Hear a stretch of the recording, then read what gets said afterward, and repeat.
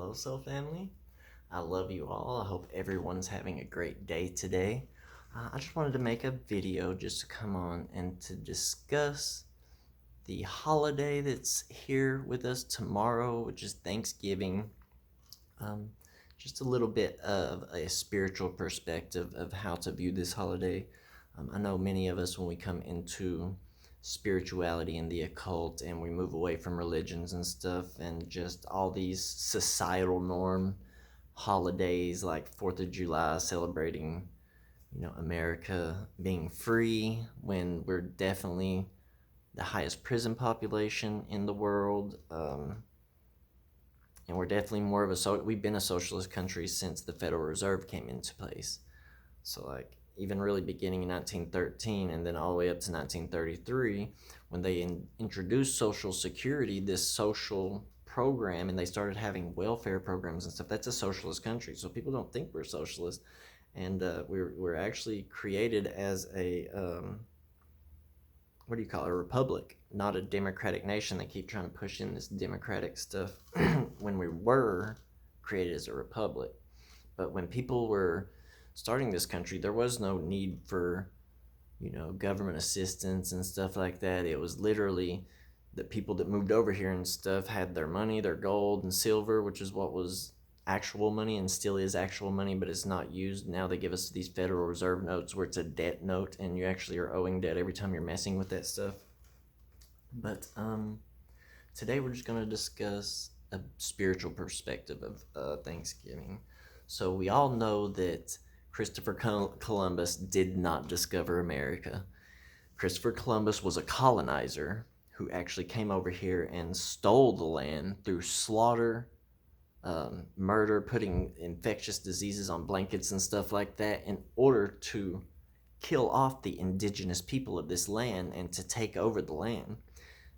Most people don't realize it, but most people that people call black or African American were not brought over here in slave ships and actually made as slaves. I'm sure there were a few that happened to, but a large majority of them were already here. It wasn't just Native Americans that were native and indigenous to this land.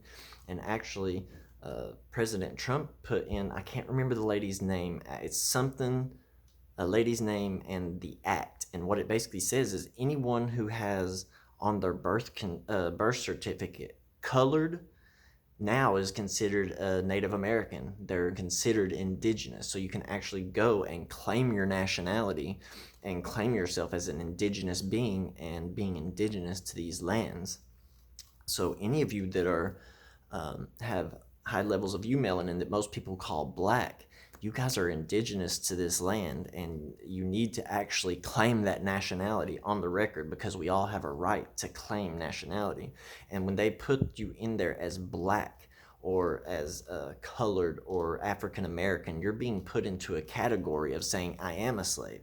So the whole 13th or 14th Amendment, that was supposed to be freeing the slaves actually ended up making everybody slaves, and indentured servitude, or involuntary servitude was made illegal, but voluntary servitude was made legal. That's why they make all these insane laws that are not crimes. Like, literally, they're not committing crimes. They're just committing, breaking statutes and codes and stuff like that. And a crime is something where someone violently attacks or steals something from someone.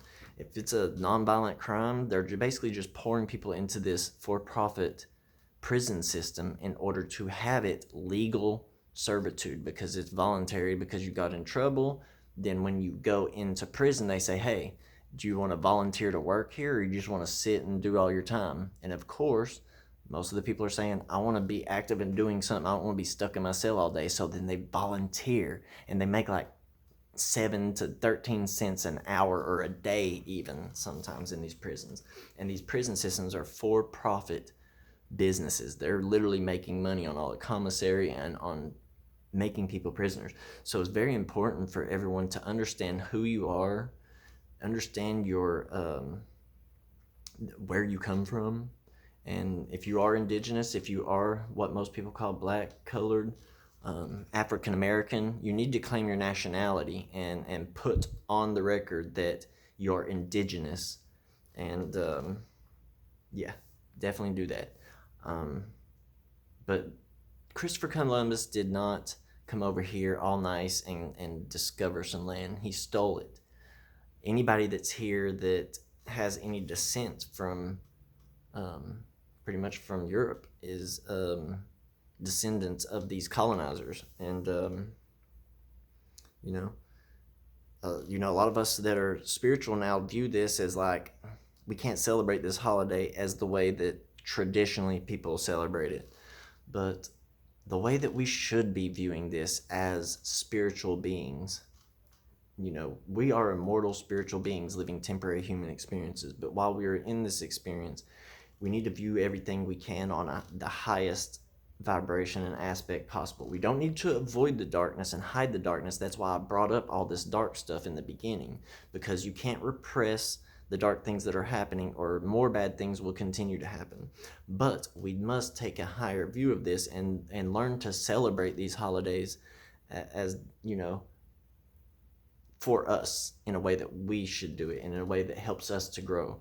So Thanksgiving, giving thanks, this should be a day of gratitude. This should just be a day when us as spiritual beings come into the day and spend the entirety of the day being thankful for everything that we have, for the loved ones in our life, and for the many blessings that we receive, and for our spiritual path and growth, and for those people who teach us and that we learn from, everyone in the world that we are mirrors of, reflecting to each other who we truly are and what is actually going on with us within this physical realm. Being grateful for the food that we have, the fact that even though this is a country that isn't free like is claimed, it's still an amazing place to be. And as long as we actually continue to awaken and become more aware of all the things that they're doing to us, whether it's the sickness and the V word, that, or whether it's just all the laws and stuff they're putting into place to basically marginalize people who aren't criminals and make criminals out of non-violent, innocent people. We definitely just need to be more aware about all this stuff and not hide it. That's why this love and light mentality is so destructive, where you're only focusing on all the good stuff and saying, oh, love and light, got to get away from the low vibrations, man. Boom. Then you're not doing shadow work. You're repressing more of yourself, and you're not going to fully grow. You're not going to have the balance and harmony within your life that you need. And yeah, so today, just spend this, or not today, tomorrow is Thanksgiving, but tomorrow, spend the entire day just being thankful and showing gratitude, because gratitude is so powerful when it comes to magic. Matter of fact, whenever you're doing, when you're doing magic, you're connecting thought and emotion. The emotion is a part of the trauma that is experienced whenever you and trauma can be good or bad, but that emotional spike that you experience when you're programming your subconscious mind within these rituals. And man, I lost train of thought where I was going with that, but son of a gun. Oh, gratitude and marrying thoughts and emotion, and then in the end adding an action to tie in the holy trinity of spirit, mind, and body. So you're doing the mental part with the ritual, planning it out, writing the sigil, writing the petition, getting into that meditative trance with repetition, chanting, and scrying into the thing, and then the emotional spike being the trauma, and then you finalize after you finish the ritual by doing the action, going out in the physical world and doing things that will allow your magic to manifest. But gratitude is extremely powerful. There's more neurons coming from the heart to the brain than there are in the brain coming to the heart. So we need to understand that there's a lot of thought and emotions and stuff within our heart that is powerful, that we need to tap into. And when we're doing rituals, we need to be doing brain-heart coercion, where we're connecting those neurons to our brain and heart through intentions, which are gratitude. Gratitude is the biggest, most powerful way to connect the heart to the mind. And basically what you do is you do 4 breaths while putting your hands over your heart and then breathing and feeling gratitude, and even smiling into it. Smile into your heart. So smile and feel gratitude, and do breaths like this: 4 seconds in, hold for 4 seconds, 4 seconds out, hold for 4 seconds, 4 seconds in, hold for 4 seconds, 4 seconds out, hold for 4 seconds. And you do this for a few minutes, anywhere from 2 to 7 or 8 minutes, and feel that connection between your heart and your mind. Do that every time before you do rituals, and that way you're having some brain heart cohesion. But yeah, I think that's probably about it for this video. Gratitude is so powerful in your spiritual practice. When you actually begin practicing gratitude on a daily basis and you get into a habit of it, it just allows you to vibrate on that frequency to bring more things into your life that you'll be grateful about. So it's an extremely powerful practice. Make sure that you're practicing gratitude each and every day. Tapping in and programming the subconscious mind the first 15 minutes before bed, when you're waking up, and then before bed. Use gratitude at any chance that you get, and you will definitely see the power of it that it holds. I love you all. I hope everyone has a wonderful day today. If anybody has any questions, leave them in the comment section down below. Like if you like the video, subscribe if you haven't already, and there are going to be many more videos like this to come in the future. I hope you all have a very blessed Thanksgiving, and you give many thanks for all the beautiful, wonderful things the universe has brought into our life, even the bad things. Even when you're going through chaos, take that chaos and make order out of it, and be grateful that you had the chaos thrown at you, because that is how you know where you are spiritually, is when you're tested and you have things that normally would make you react emotionally.